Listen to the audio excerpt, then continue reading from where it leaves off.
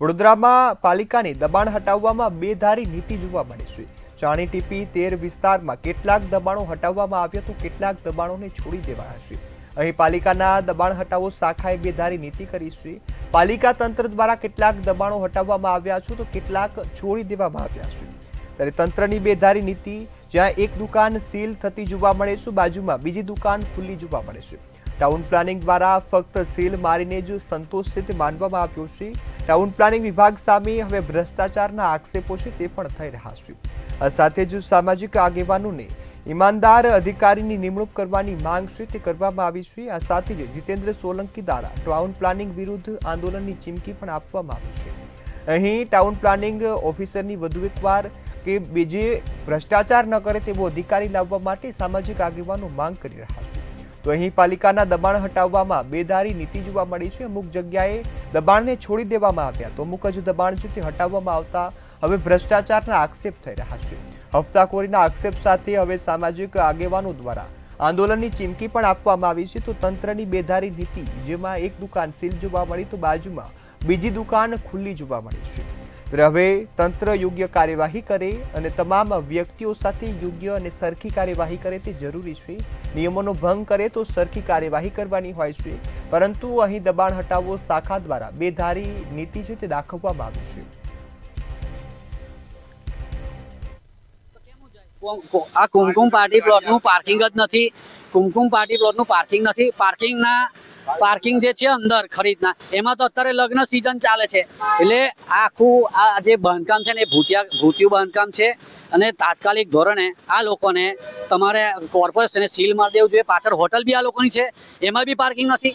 હાલ આપ જોઈ આ જો અહીંથી મારે જવું હશે ને ગાડી લઈને તો બી નહીં જવાય। એટલે આ લોકો પાર્કિંગ બચાય અને આવા 5-5 લાખ રૂપિયા ભાડે આપે છે દુકાનો, અને એક દુકાને સીલ મારે, એક દુકાને સીલ નહીં। આ કેવો નિયમ લાયા કોર્પોરેશનના અધિકારીઓ। એટલે ટાઉન પ્લાનિંગના અધિકારીઓને હું કહું છું કે હવે જાગો, નહીંતર પ્રજા હવે તમારે લાફા મારશે જાહેરમાં।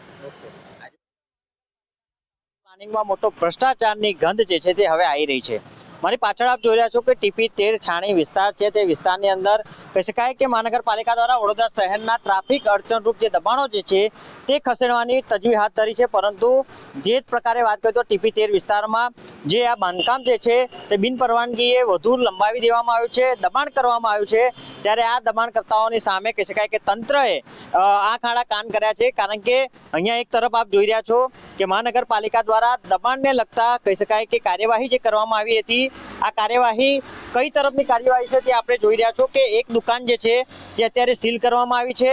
આ દબાણ કરતા કાર્યવાહી જે છે તે કરવામાં આવી છે, પરંતુ તેની બાજુમાં જ આવેલી જે દુકાન છે તે અત્યારે શોપ જે છે તે અત્યારે ખુલ્લી રાખી છે। એટલે કે તંત્રમાં ક્યાંક ને ક્યાંક ભ્રષ્ટાચાર આચરવામાં આવી રહ્યો છે। ટાઉન પ્લાનિંગ વિભાગ જ કહી શકાય કે આ પ્રકારનો ભ્રષ્ટાચાર કરી રહ્યો છે કે જેથી કરીને વડોદરા શહેરના જે મસ્ત મોટા દબાણો હોય છે, આર્કિટેક્ટો દ્વારા જે દબાણો કરવામાં આવતા તે દબાણો અત્યારે ખૂબ જ વધારે દેખાઈ રહ્યા છે।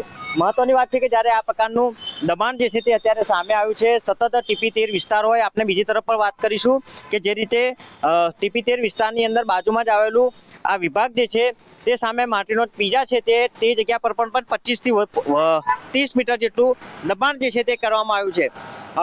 સામાજિક કાર્યકર્તાની આક્ષેપ છે કે જો આ વિસ્તારમાં આ જગ્યા જે છે તે પાર્કિંગ બનાવી દેવામાં આવ્યું છે। કુમકુમ પાર્ટી પ્લોટ જે વિભાગ છે તેને અંદરનું પાર્કિંગ પણ નથી, એટલે કે ક્યાંક ને ક્યાંક ટાઉન પ્લાનિંગ વિભાગ જે છે તે સતત ભ્રષ્ટાચાર આચરતું હોય છે, તેના અધિકારીઓ ભ્રષ્ટાચાર કરતા હોય છે, તેનો ભોગ જે છે સામાન્ય નાગરિક બની રહ્યું છે। મહત્વની વાત છે વડોદરા મહાનગરપાલિકા દ્વારા સતત દબાણો હટાવવાની કાર્યવાહી કરવામાં આવી છે, ત્યારે વડોદરા શહેરના ટીપી 13 વિસ્તારમાં આ પ્રકારના દબાણો કેમ ખસતા નથી તે સવાલો ઉઠી રહ્યા છે। કેમેરામેન કેતન સિંધે સાથે જયંતિ સોલંકી, મંતવ્ય ન્યૂઝ, વડોદરા।